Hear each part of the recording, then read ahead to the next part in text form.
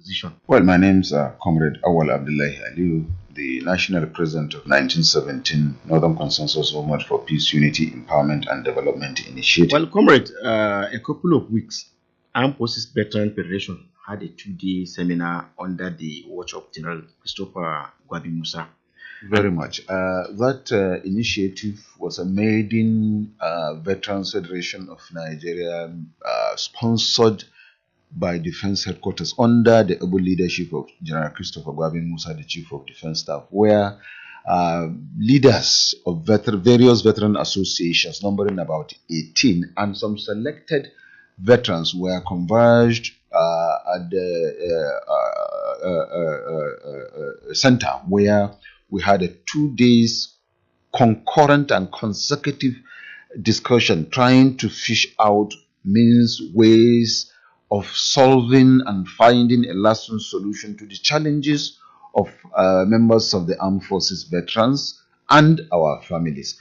And like I said, the Chief of Defense Staff had a vision of a 10-year development rolling plan on how to better the life of veterans, how to ensure that armed forces veterans live the way other retirees of Nigeria live. In fact, he wants Nigerian veterans to live above board. He wants to see Nigerian veterans live the way veterans of other advanced countries are living. That was why he called it a 10-year development rolling plan for the betterment of life of armed forces veterans, just like the way the Americans, the members of the Britain veterans, the members of the Chinese veterans, German veterans, the Russian veterans, and veterans of other developed countries that are properly taken care of and that had a lot of respect by the citizens of the country. This is what General C.G. Musa is looking at. This is what he's envisaging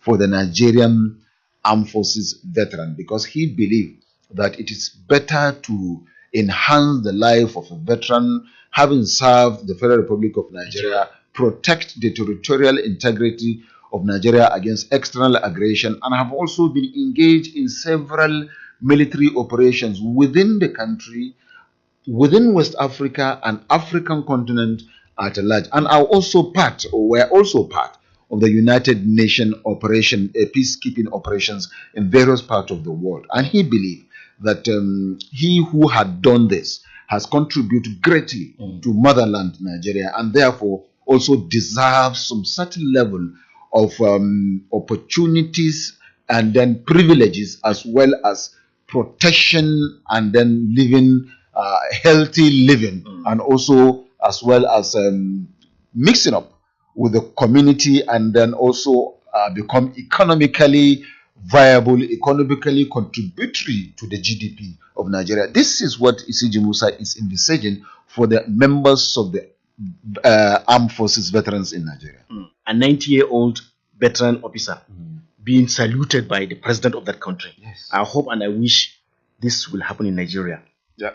Just recently, if you remember, there was this Russian Armed Forces Day. A 90-year-old who came to for the celebration. He was supposed to be